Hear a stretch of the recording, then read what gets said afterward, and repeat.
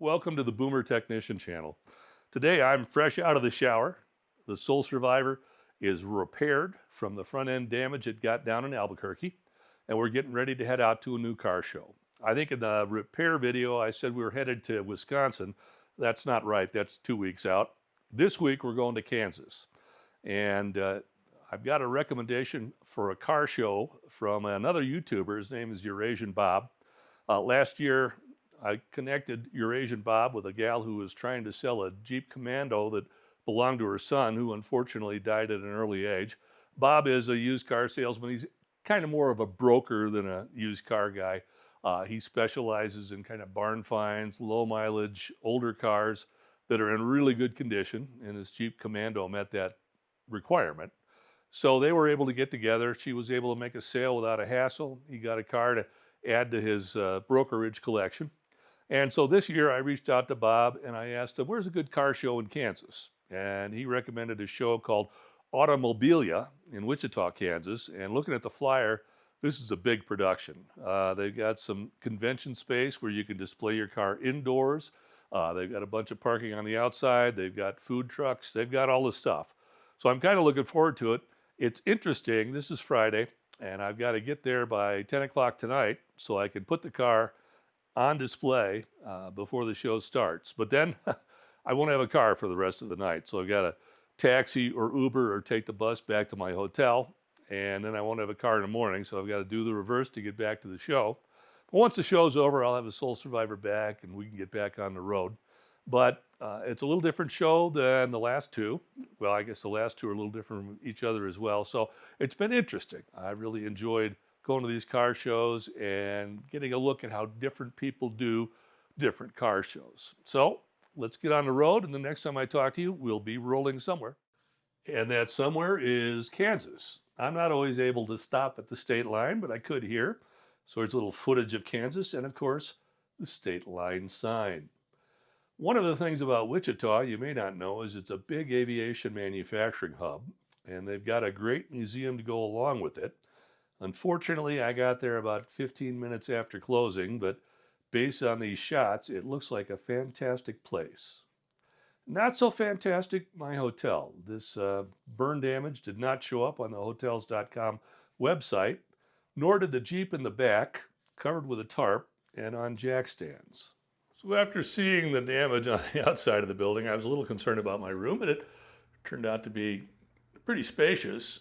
But then I went into the bathroom, and there were no towels and no soap and no shampoo. To be fair, they brought some up a little later. They told me they were waiting on the dryer. The other thing I noticed was there was a plumbing fitting, a drain pipe ring next to the sink. And then when I turned the water on, I heard some rather strange gurgling, and when I came on down here, I discovered a little bit of a leak. So there's that. I guess anytime housekeeping leaves a wastebasket under your sink, that's a bad sign. Well, enough of that. Here we are at the show. I took these videos at the night before. I was setting up the Soul Survivor, and there were some folks setting up their cars, but the place was mostly empty because it was 10 at night and people had already dropped off their cars. A little different than what I'm used to, but boy, lots of great cars here at the show. A bunch of people came in groups. You can see a row of BMWs here, and just more cars than I could imagine. Nice row of Chevys here. And I believe we're coming up on a little red Dodge pickup. Yep, the Warlock, I believe they called that. Or was the Warlock the black one? I don't know. I've got so much car information in my head, it's hard to keep track. For instance, is that a Sky or a Solstice? I think it's a Sky. Lots of different stuff here. It's interesting, you know, because you're in an enclosed space, not only is your car protected, but you've got some confidence that people are going to show up for the show the next day because, well, weather isn't a factor. They can come inside and look at all these great cars without worrying about cooking in the sun or hail or rain or any of those issues. So let's just enjoy these lines and lines of cars. Nice contrast between a new Camaro and an old one. And then we've got kind of a mid-year Camaro with, let's call it an interesting paint job. Very nice Firebird here.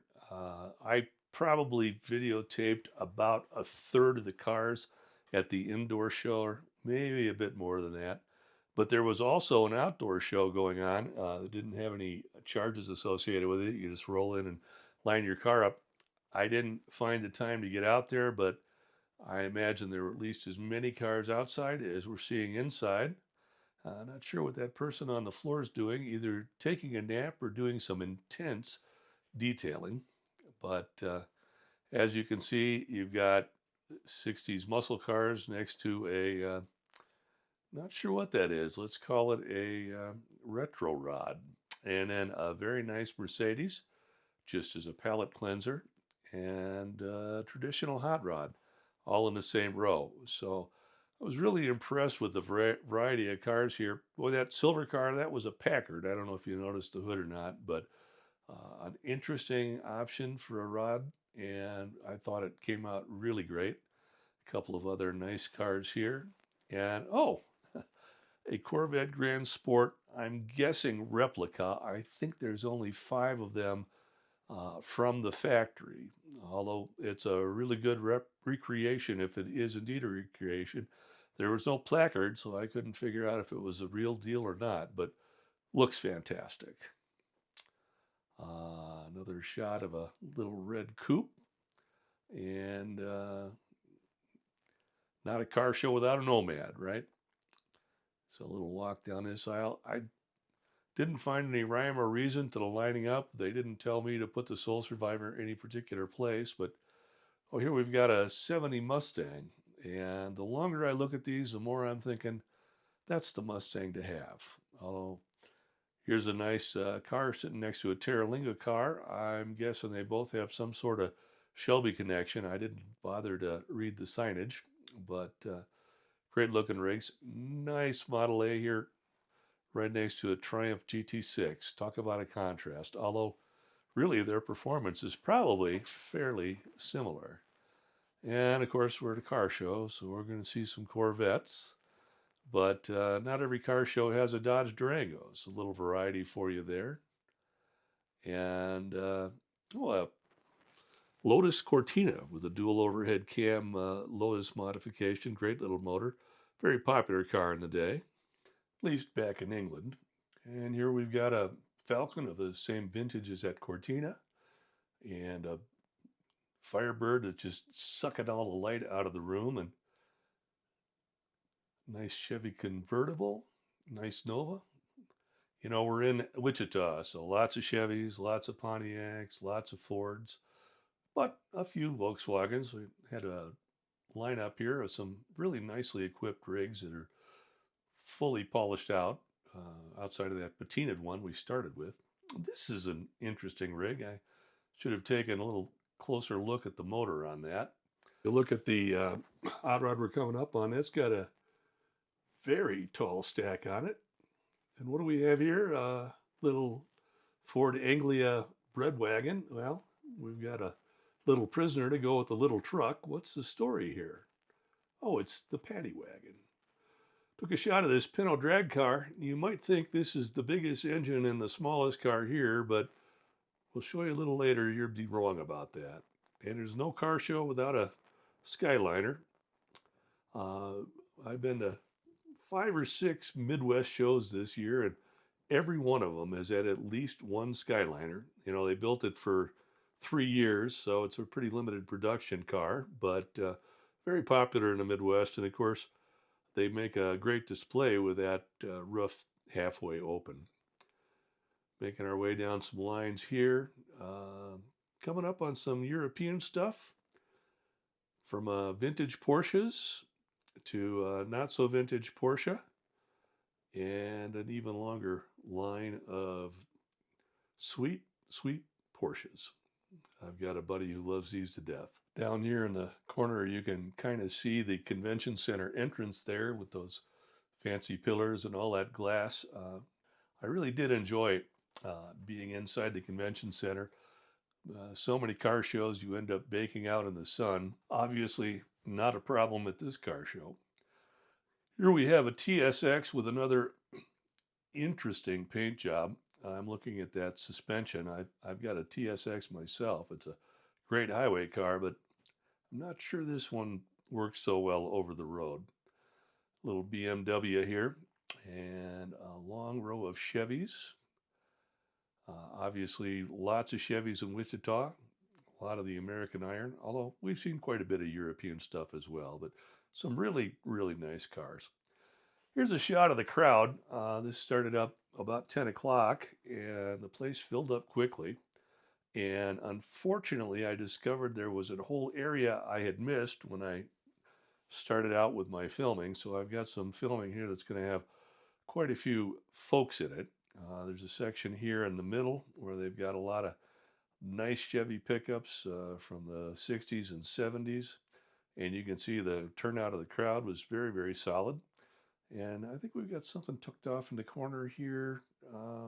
Yeah, an Oldsmobile. Unfortunately, the crowd kept me from getting some really good shots, but here's a shot of some of the cars Euroasian Bob brought to the show. I didn't have a chance to videotape him, but we nodded heads and I had a brief conversation with him. It was good to meet him. We've also got some exotic cars here. This AC Cobra is an original from 1963, unlike most of the Cobras you see at a car show. Plymouth Prowler, why not? Skyline R33, JD Import, right-hand drive, I imagine scorchingly quick. We also had a Pontiac GTO and a Ford LTD up for raffle, and I bought a raffle ticket for one of them. I'll let you guess which one. To wrap things up, let me show you a couple really exotic rides. We've got a Mustang here with a Cummins turbo diesel, only in Kansas, and a Honda 600 with an LS. And with that, we're going to wrap up the show. But not wrap up our time here in Kansas, because we made a stop in Ellis, which is the boyhood home of Walter P. Chrysler. And just like that, we're back.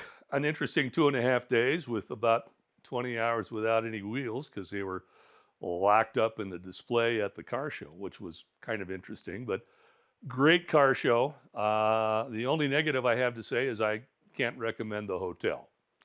But one of the nice things about this trip is there were no breakdowns. So that's 3 trips so far with really 3 issues, which isn't a great ratio. I'd like to get that number down, but making one trip without a problem is at least a start. So we'll see how things go on our next trip up to the Mustang 2 reunion. I think it's reunion 10 in Two Rivers, Wisconsin, and we'll report back on that one next week, I believe. So with that, let me just say, wherever you go, there you are.